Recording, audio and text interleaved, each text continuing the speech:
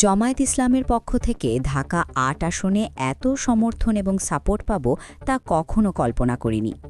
জোট গঠনের পর জামায়াত আমাকে যেভাবে সাহায্য করেছে আমি সত্যি অবাক হয়েছি। সম্প্রতি এমন বক্তব্য দিয়ে ঢাকা ৮ আসনের নির্বাচনী আমেজে তোলপাড় ফেলে দিয়েছেন ঢাকা ৮ আসনের জামায়াত এনসিপি জোটের প্রার্থী নাসির উদ্দিন পাটোয়ারি। ঢাকা ৮ আসনে ডিএনপির পক্ষ থেকে মনোনয়ন পেয়েছেন দলের স্থায়ী কমিটির সদস্য মির্জা আব্বাস। মির্জা আব্বাস বাংলাদেশের একজন প্রভাবশালী রাজনীতিবিদ। তিনি ঢাকা সিটি কর্পোরেশনের প্রথম মেয়র। বর্তমানে তিনি বাংলাদেশ জাতীয়তাবাদী দলের স্থায়ী কমিটির একজন সদস্য।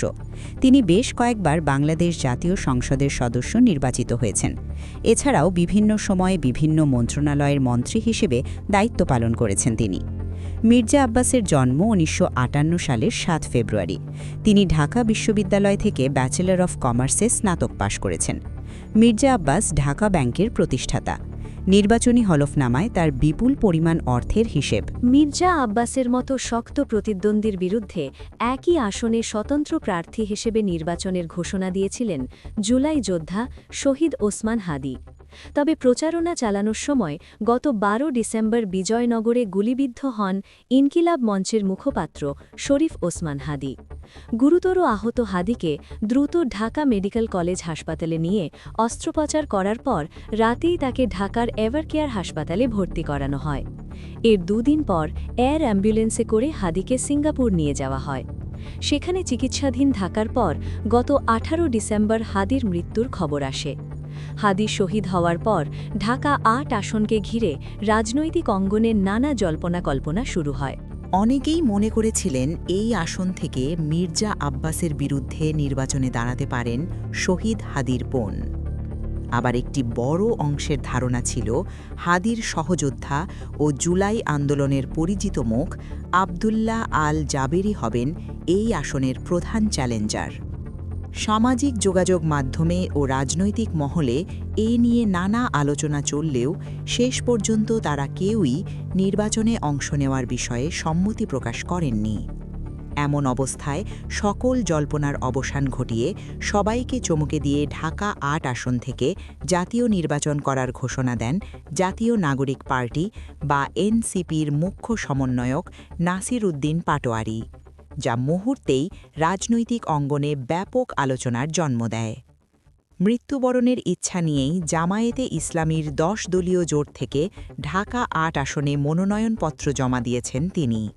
ঢাকা বিভাগীয় কমিশনার কার্যালয়ে মনোনয়নপত্র জমা দিয়ে সাংবাদিকদের মুখোমুখি হয়ে তিনি বলেন, আমার ওপরে একটি গুরুত্বপূর্ণ দায়িত্ব পড়েছে।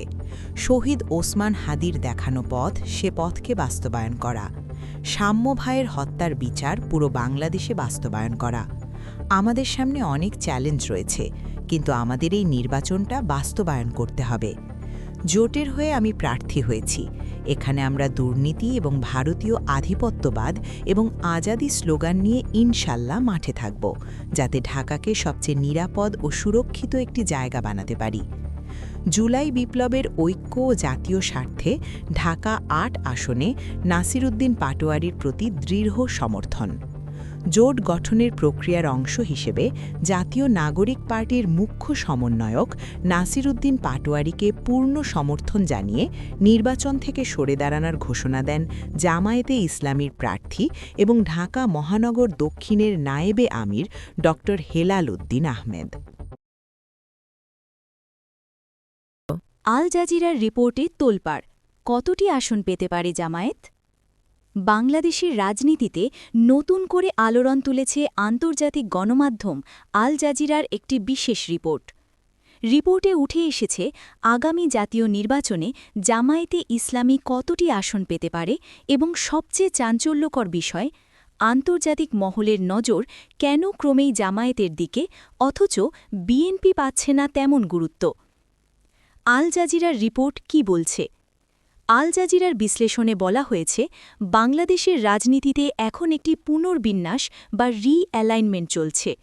এই পরিবর্তনের ফলে জামায়াতে ইসলামী আবারও দৃশ্যমান শক্তি হিসেবে উঠে আসছে। রিপোর্ট অনুযায়ী জামায়াত ২০ থেকে ৪০টি আসনে প্রভাব ফেলতে পারে। কিছু আসনে সরাসরি জয়, আবার কিছু আসনে কিং মেকারের ভূমিকা পালন করতে পারে। বিশ্লেষকরা বলছেন জামায়াতের সংগঠিত কর্মী কাঠামো, গ্রাসরুট পর্যায়ের শক্ত উপস্থিতি এবং দীর্ঘদিন মাঠে থাকার অভিজ্ঞতাই তাদের এগিয়ে রাখছে। আন্তর্জাতিক মহল কেন জামায়াতকে গুরুত্ব দিচ্ছে? প্রশ্ন হচ্ছে, কেন আন্তর্জাতিক মহলের আগ্রহ জামায়াতকে ঘিরে? আল জাজিরার রিপোর্টে কয়েকটি কারণ উল্লেখ করা হয়েছে। প্রথমত, জামায়াত নিজেদেরকে এখন আগের চেয়ে রাজনৈতিকভাবে পরিমিত ও কৌশলী হিসেবে উপস্থাপন করছে।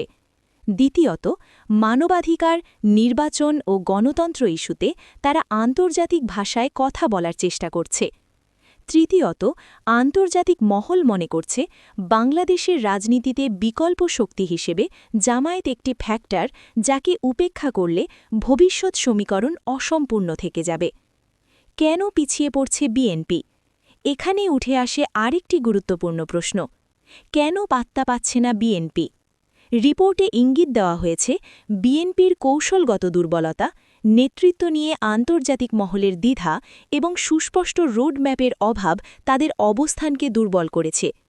আন্তর্জাতিক মহল এখন শুধু বড় দল নয়, বরং মাঠে বাস্তব প্রভাব আছে এমন শক্তিকেই গুরুত্ব দিতে চাইছে।